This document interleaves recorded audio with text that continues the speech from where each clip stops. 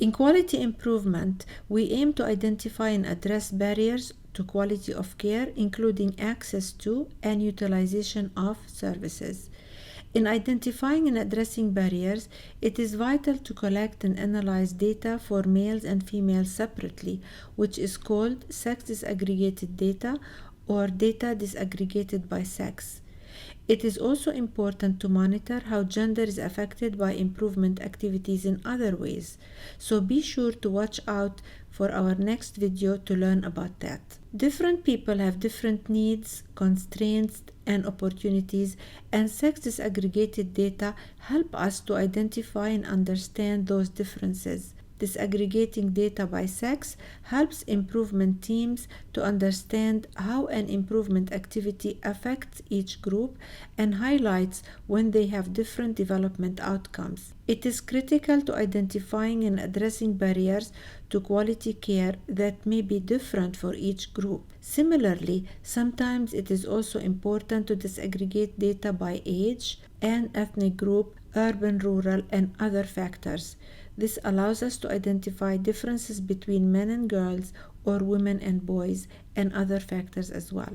It is ideal to begin collecting sex disaggregated data at the very beginning of a program monitoring activity, but sex disaggregated data is still useful at any stage of a program, meaning it's never too late to start collecting it. Without sex disaggregated data, vital information is missed about the existing differences and gaps between girls, boys, women, and men, and important opportunities to adapt programs to meet their unique needs to improve outcomes can be overlooked.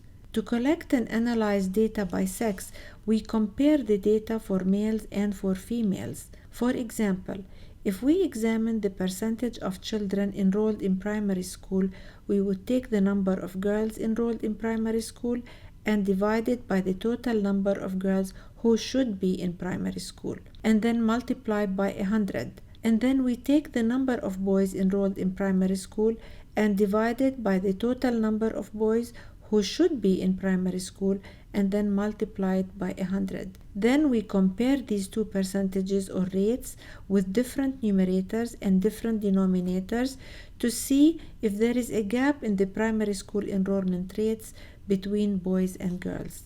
Now let's look at an example of program data.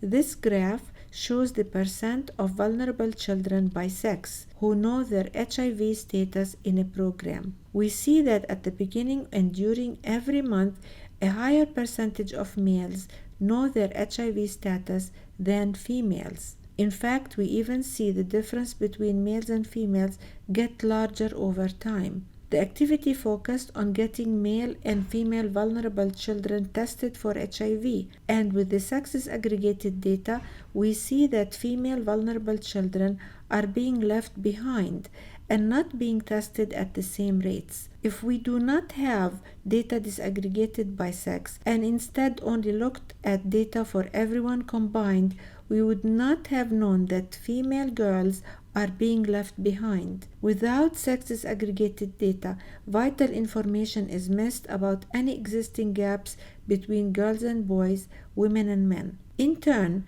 we may also overlook opportunities to adapt programs to meet their unique needs to improve outcomes. It's extremely important to do research to determine what causes a gap and to adjust the project to implement an intervention that benefits males and females equitably. For example, when we see that a higher percentage of male vulnerable children know their HIV status and female vulnerable children are being left behind, it is important to figure out why females are not benefiting from the program as much as males. We need to discover why the females are less likely to know their status and then propose a change to test to overcome the barrier or issue causing them to be less likely to know their HIV status. Any activity that targets males and females can and should disaggregate data by sex. Here are some examples of indicators that should be disaggregated by sex. People living with HIV identified in the community. HIV positive patients on antiretroviral therapy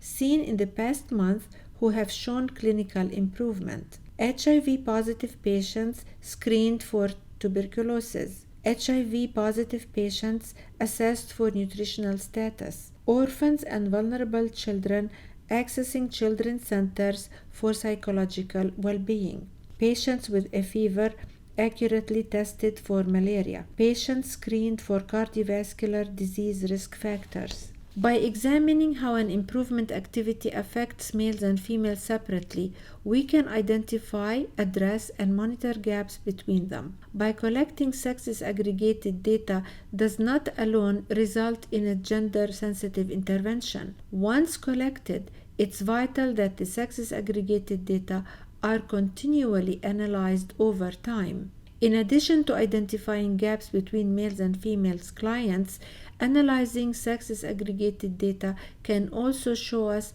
if there are epidemiological gaps between our outcomes and the rest of the community. For example, does the proportion of HIV positive women and men in care accurately reflect the proportion of HIV positive women and men in the community? Or is our program reaching one more than the other?